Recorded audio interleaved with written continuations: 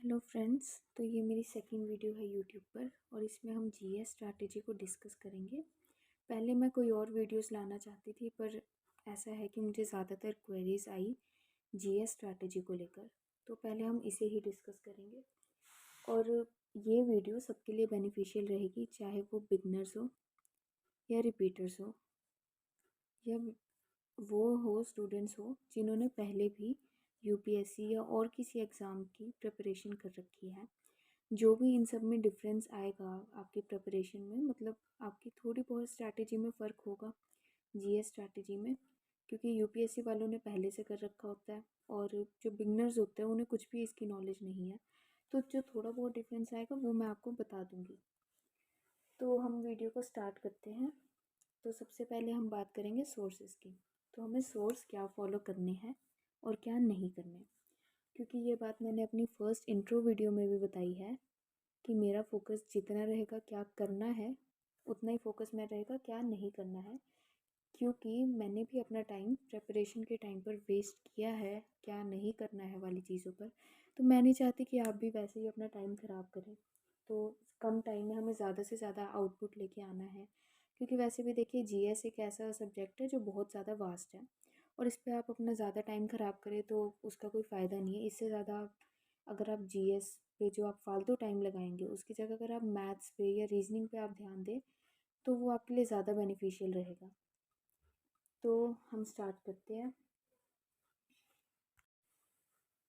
Start करें तो फिर सोर्सेज के लिए हम पहले बात करेंगे परमार एसएससी को फॉलो कीजिए सब। बहुत अच्छा चैनल है ये और इसमें आपको फ़िल्टर्ड कंटेंट मिलेगा जो प्रॉपर एसएससी ओरिएंटेड है। ये नहीं कि बाकी मैंने ऐसे भी चैनल देखे हैं जो एसएससी की प्रिपरेशन में यूपीएससी तक का पढ़ा देते हैं, जिसका कोई बेनिफिट नहीं होता। आप सिर्फ अपना टाइम ही ख़राब करते हैं, ये सब चीज़ें पढ़ने का आपको कोई फ़ायदा है नहीं। तो परमार एसएससी को आपने फॉलो करना है एंड पिनाकल, ये दो चीज़ें मोर देन सफिशिएंट है। और इसके अलावा साइंस के लिए अगर कोई करना चाहे तो अच्छा रहेगा, ये बहुत इंपॉर्टेंट होता है। 11th एंड 12th की बायोलॉजी की एनसीईआरटी आप कर लीजिए, वो आपको बहुत बेनिफिशियल रहेगी। इसके अलावा आप अपने नोट्स पर ध्यान दीजिए।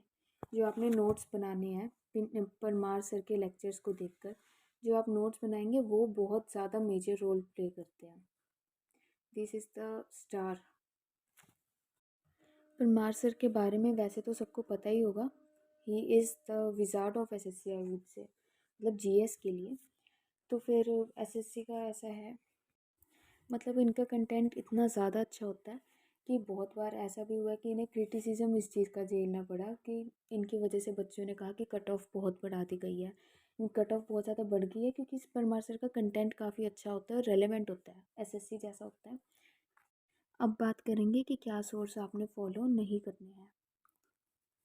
तो उसके लिए Lucent the major red flag in this preparation, तो आप इस साइड बिल्कुल भी मत जाइएगा, ल्यूसेंट मत करिए। मैंने क्या किया था, ऑब्जेक्टिव एंड जो इनकी फैक्ट्स वाली होती है सब्जेक्टिव बुक, मैंने दोनों ऑर्डर करी। और मैंने एक दिन पढ़ी सब्जेक्टिव और 2 दिन पर मैंने ऑब्जेक्टिव ट्राई करी।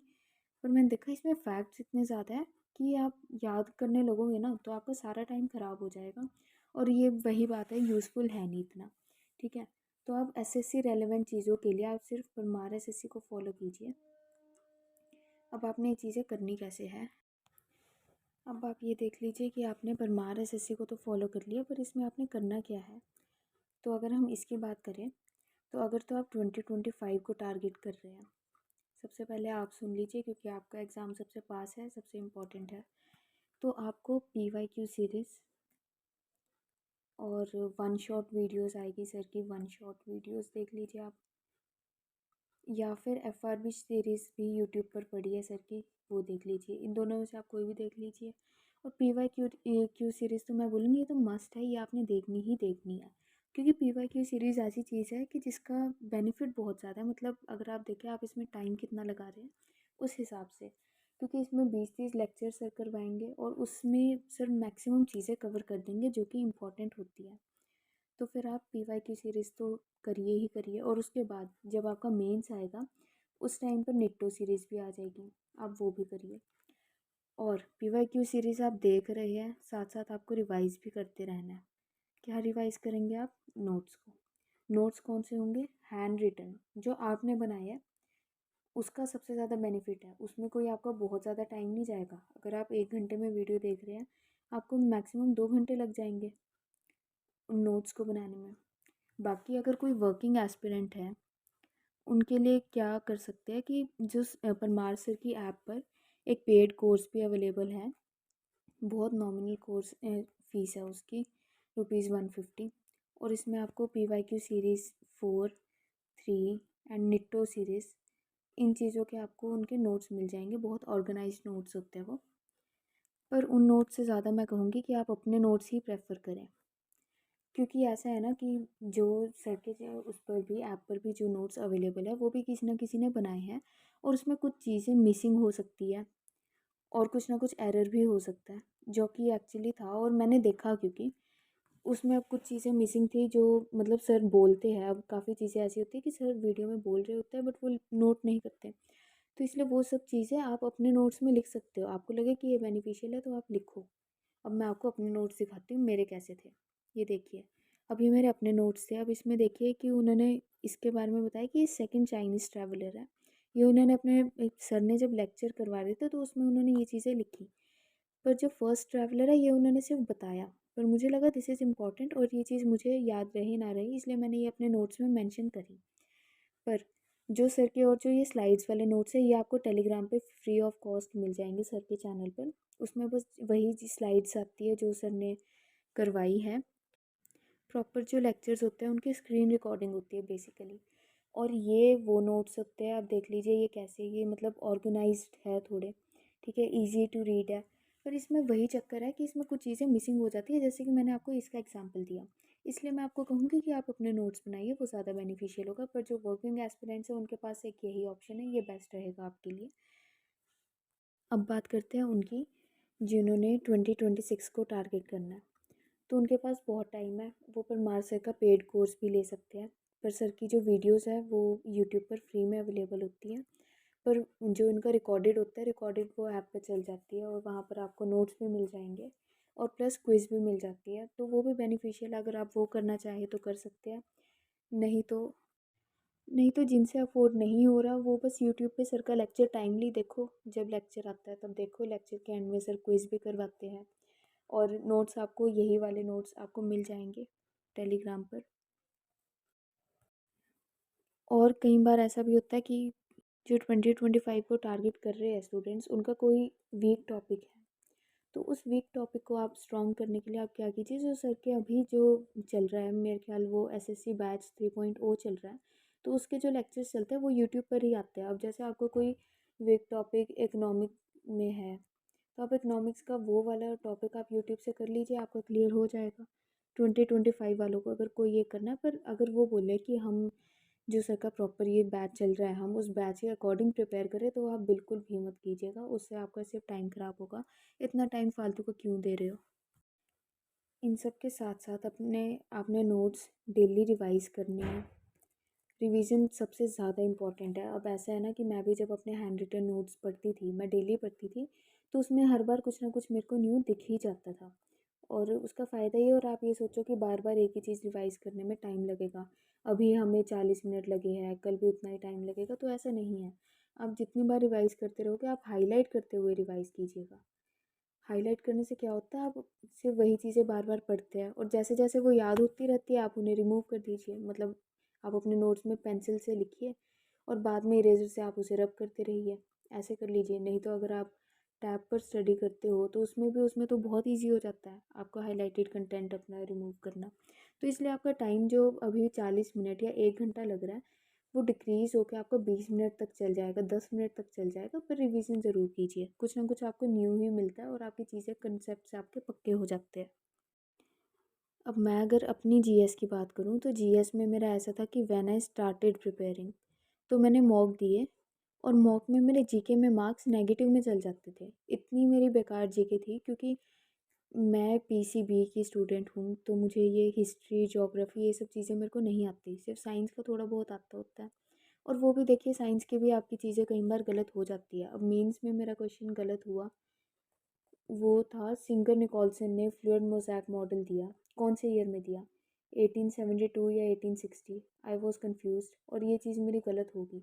तो मतलब वही है, आपको सब कुछ पढ़ी हुई चीज़ें भी आप कई बार गलत कर देते हो, जबकि मैंने नीट की प्रिपरेशन कर रखी है और मतलब मेरा बीडीएस मेरे को मिली थी from Punjab university, I quoted. इसलिए मैं यही कहना चाहूँगी कि आप फालतू टाइम इन चीज़ों पर मत वेस्ट कीजिए। और अगर आपको प्रिपेयर करना है साइंस के लिए, तो आप वो भी परमार सर की जो बायोलॉजी का आएगा, जो भी मतलब साइंस के रिलेटेड आएगा, वो चीज़ें इनफ है, क्योंकि अगर उसके बाहर से कुछ भी फंसेगा तो वो सिर्फ आपके लिए टफ़ नहीं है, वो सबके लिए टफ़ है। तो फिर उस चीज़ों के लिए आपको फ़िक्र करने की ज़रूरत नहीं है। बाकी 11th एंड 12th की आप एनसीईआरटी पढ़ सकते हो बायोलॉजी की। उसमें जो स्पेसिफिक चैप्टर्स है like animal kingdom and plant diversity, morphology, वो सब जो चीज़ें हैं, और control and coordination most important, ये भी आप ज़रूर कीजिएगा। ये सब आपको बेनिफिशियल रहेगा बहुत ज़्यादा। अब बात करते हैं जो यूपीएससी प्रिपेयर कर चुके हैं, जिन्होंने पहले दे रखा है, तो उनके लिए GS is not a big deal, वो कर ही लेंगे जैसे तैसे, उनके लिए इजी होता है। पर फिर भी ऐसे कुछ टॉपिक्स होते हैं जो एसएससी में पूछे जाते हैं, यूपीएससी में इतने इंपॉर्टेंट नहीं होते, तो फिर उसके लिए वही परमार सर के आप लेक्चर्स देखो, वो आपके लिए इनफ रहेंगे।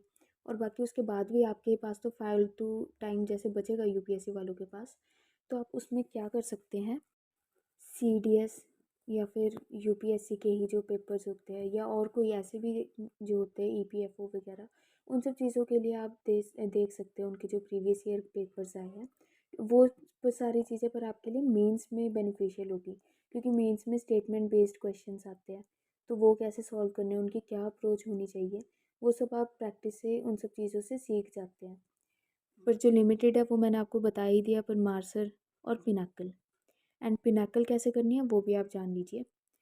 पिनाकल के लिए एक ही तरीका है जो बेस्ट है, उसमें यह है कि आप बार बार पिनाकल करिए, जितनी बार कर सकते हैं, और हाईलाइट करते हुए ही करना है। और जो उसके नीचे जैसे पिनाकल में जो आंसर्स लिखे होते हैं, आंसर के नीचे जो पैराग्राफ इतना बड़ा लिखा होता है, वो मैक्सिमम बच्चे स्किप कर देते हैं कि इतना बड़ा क्यों पढ़ना, हमें मेन आंसर तो जब पता ही है। आंसर आपको चाहे पता हो, पर आपके पास टाइम है, इस चीज़ का फ़ायदा उठाइए, और आंसर के नीचे जो एक्सप्लेनेशन लिखी होती है उसे पढ़िए, और उसमें आप हाईलाइट करते हुए चलिए। हाईलाइटेड चीज़ें आप फिर बार बार पढ़ेंगे तो आपको चीज़ें माइंड में बैठ जाएगी। और एसएससी का देखो ऐसा है कि वो क्वेश्चंस रिपीट करती ही है। और जो अभी लेटेस्ट जितने भी हुए हैं ना प्रीवियस ईयर क्वेश्चंस, वो सारे आपने अभी कर लेने हैं, ज़रूर से करने हैं आपने, क्योंकि अब मेरे भी एसएससी में अभी जब मेंस हुआ उसमें मेरे 2 क्वेश्चंस ऐसे गलत हो गए जो एमटीएस की पीडीएफ में थे। एमटीएस ने जो इस बार कंडक्ट करवाए, पर ऐसा था कि मैंने वो पीडीएफ पढ़ी नहीं। इसलिए नहीं पढ़ी क्योंकि उसमें बहुत सारे क्वेश्चंस थे, एमटीएस का बहुत बड़ा एग्ज़ाम कंडक्ट हुआ था, तो मैंने वो नहीं करी, और उसका मेरे को लॉस हो गया। हिंदू ग्रोथ रेट मैंने अपना गलत कर दिया था। तो ऐसे ऐसे रिग्रेट आपको ना रहे, इसलिए मैं बोलूँगी कि आपने जो अभी लेटेस्ट एग्ज़ाम्स होंगे ना एसएससी कंडक्ट करवाएगी, वो तो आपने करने ही करने हैं, वो तो आपने घोट के पी लेने हैं। ये 26 वालों की बात करते हैं, तो आपके लिए वही है, सिंपल है। आपको आपके पास बहुत टाइम है, तो आप परमार सर का वो जो 3.0 बैच चल रहा है आप वो कीजिए आराम से, साथ साथ अपने नोट्स बनाते रहिए, रिवाइज कीजिए, आपका आराम से हो जाएगा, कोई टेंशन की बात नहीं है। 2025 वालों के लिए क्या है, उन्हें पीवाईक्यू सीरीज़, निफ्टो सीरीज़, ये सब उन्होंने कर लेनी है अच्छे से। और एफआरबी बैच जो सर का है वो भी यूट्यूब पे जो पड़ा है वो सब आप देख लीजिए, बेनिफिशियल रहेगा, या फिर वन शॉट देख लीजिए, जो भी आप देखना चाहें, लेटेस्ट पढ़िएगा वो आपको बेनिफिशियल रहेगा, वैसे ये सब चीज़ें सेम ही है। तो यहाँ पर मैं अपनी वीडियो कंक्लूड करती हूँ। आपको मैंने बता दिया पिनाकल एंड परमार सर, इसके बाहर से आपको कुछ भी करने की ज़रूरत नहीं है। +1 +2 की एनसीईआरटी आप कर लीजिए अगर आपको टाइम मिलता है, बायोलॉजी की, और केमिस्ट्री के भी लास्ट के कुछ चैप्टर्स होते हैं, जो केमिस्ट्री के जो चैप्टर्स है वो अगर आप ना भी रटे तो भी आपके लिए सही रहेगा, क्योंकि यार कितना कर लोगे आप, मतलब साइंस स्टूडेंट अगर आप हो फिर तो आप कर लोगे, अदरवाइज़ ये सब चीज़ें छोड़ते हुए चलो, क्योंकि इनका बेनिफिट है नहीं। मुश्किल से 3-4 साल में एक आधा क्वेश्चन कोई ऐसा सा फंस जाता है, ठीक है। तो वो चीज़ अगर आपसे नहीं हुई तो किसी और से भी नहीं होगी, तो फालतू चीज़ों में आप टाइम ख़राब मत कीजिए। तो गुड बाय गाइस। अगर आपको कोई भी डाउट हो तो पूछ लीजिएगा कमेंट सेक्शन में। और इसके अलावा आपको और कौन सी कोई गाइडेंस वीडियो कोई स्पेसिफिकली चाहिए तो आप वो भी मुझसे पूछ सकते हैं, मैं आपकी ज़रूर हेल्प करने की कोशिश करूँगी। और ये जो भी मैंने आपको स्ट्रैटेजी बताई, ये मैंने वो बताई है जो मेरे लिए यूज़फुल रही, और मेरे जो फ्रेंड्स जिनके अच्छे स्कोर आए हैं उनके लिए भी यूज़फुल रही, और जो मैंने टॉपर्स का देखा उनके लिए भी सही रही। पर हर किसी को अपनी स्ट्रैटेजी थोड़ी बहुत कस्टमाइज़ करनी पड़ती है अपने अकॉर्डिंग। वो आप भी कीजिएगा, कुछ भी ब्लाइंडली फॉलो करने की ज़रूरत नहीं है। ज़रूरी नहीं है जो चीज़ किसी और के लिए काम करे वो आपके लिए भी करे। तो इन सब चीज़ों को आप नज़र में रखते हुए अपने लिए अच्छी स्ट्रैटेजी निकालिएगा जो कस्टमाइज्ड हो। बाकी जो चीज़ें मैंने बोली है बस वही, उनमें से आपको थोड़े बहुत चेंजेस करने होंगे अपने अकॉर्डिंग, क्योंकि हर चीज़ हर किसी के लिए सूट नहीं करती। तो thank you guys, thanks for watching this video. Do like and subscribe my channel. Bye guys.